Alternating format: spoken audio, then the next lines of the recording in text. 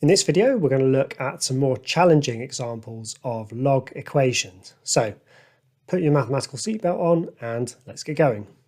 Okay, so first equation here, 3 to the 2x minus 3 to the x plus 1 plus 2 equals 0.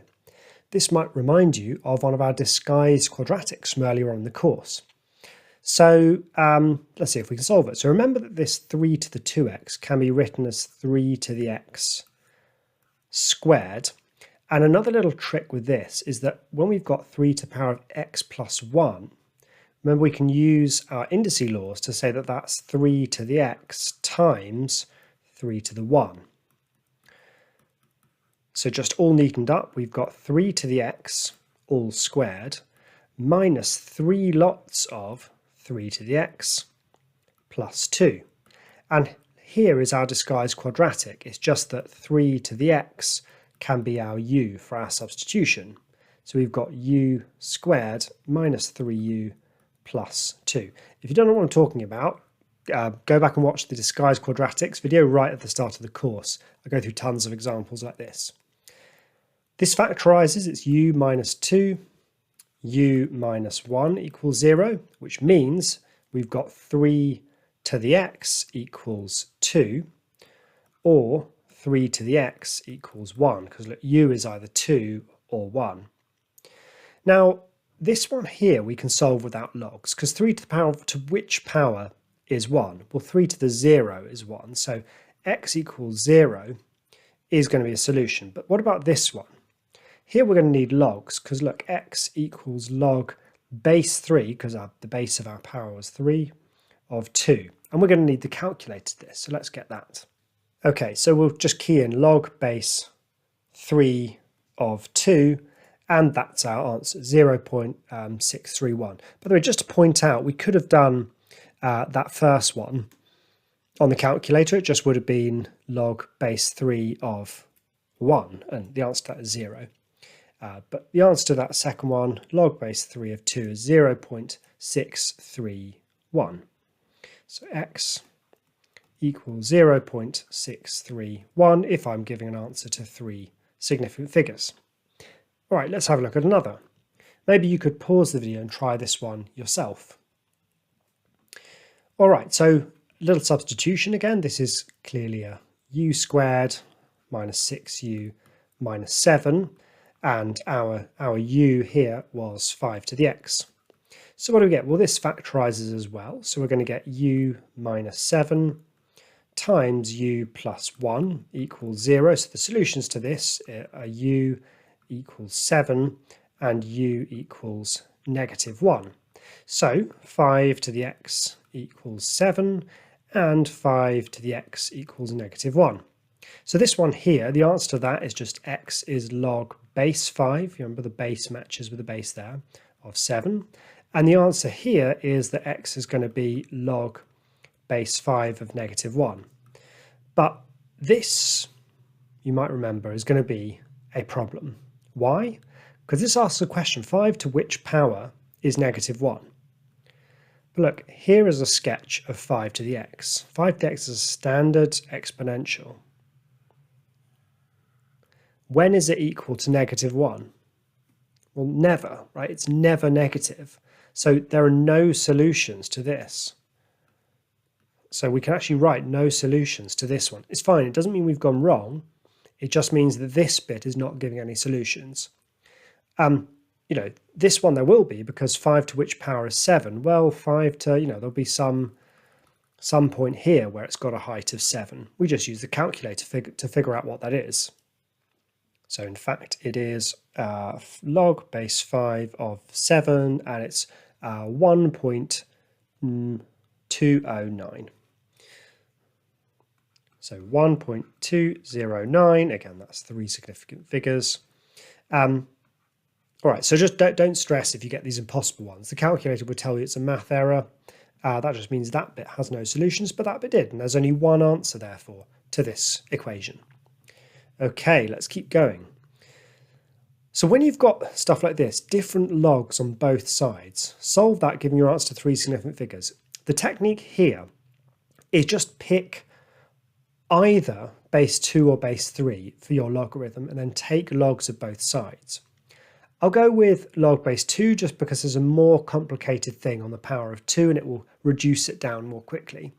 So if I do log base 2 of both sides, here's what I get. I'll get log base 2 of 3 to the x equals log base 2 of 2 to the x plus 4. But log base 2 and 2 to the power of just cancel, right? It's like square rooting a square or cubing a cube root. They just cancel.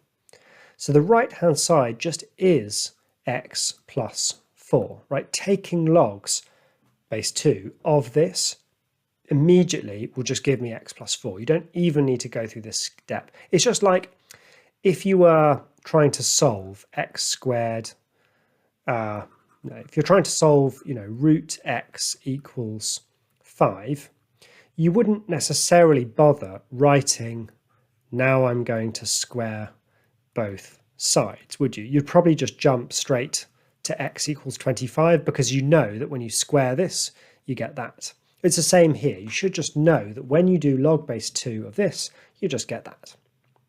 Okay, what can we do with the left-hand side? Well, I can use my power down rule, my power law, to say that's the same as x times log base 2 of 3. So now I just need to get x on its own. So if I do x log base 2 of 3 minus x, that should equal 4. And remember, log base 2 of 3 is just a number, right? People really often think that's a function or something. It's just a number. You can work it out in your calculator if you want. Factorize out an x, and what do you get? You get log base 2 of 3 minus 1.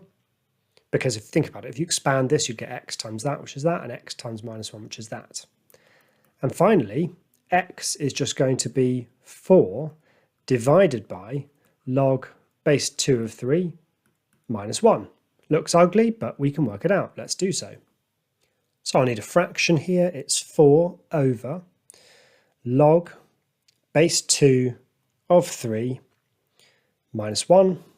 And the answer is 6.838. So there we go, 6.838. 6.84. They wanted it to 3 significant figures, not 3 decimal places. So there it is, to 3 significant figures. So there it is. That is the answer. So when you've got different bases, you just pick one of them and accept the answer is going to be messy. Okay, last example here, bit of an exam question. So sketch the curve 6 times 5 to the x, stating the coordinates of any points of intersection with the axes. Okay, I'm going to give a bit more space for each of these. We'll work through these questions in turn.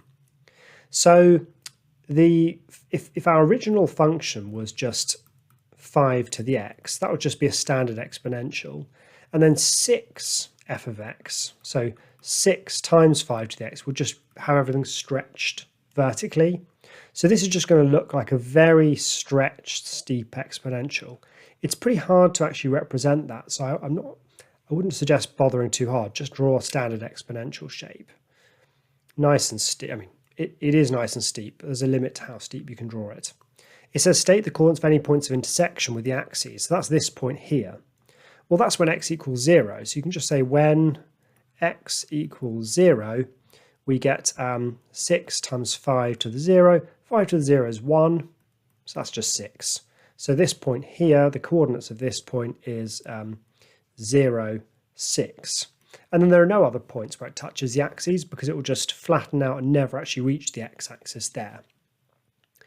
Okay, next. The point P on the curve y equals 9 to the x has y coordinate 150. Use logarithms to find the x coordinate.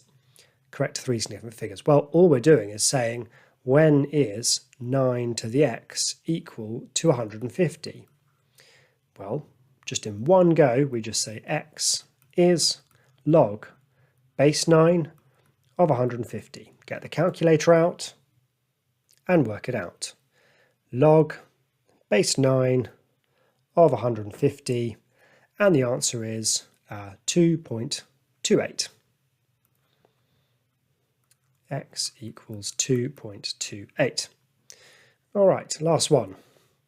The curves y equals 6 times 5 to the x and y equals 9 to the x intersect at the point Q. Show that the x-coordinate of Q can be written as this shocking mess.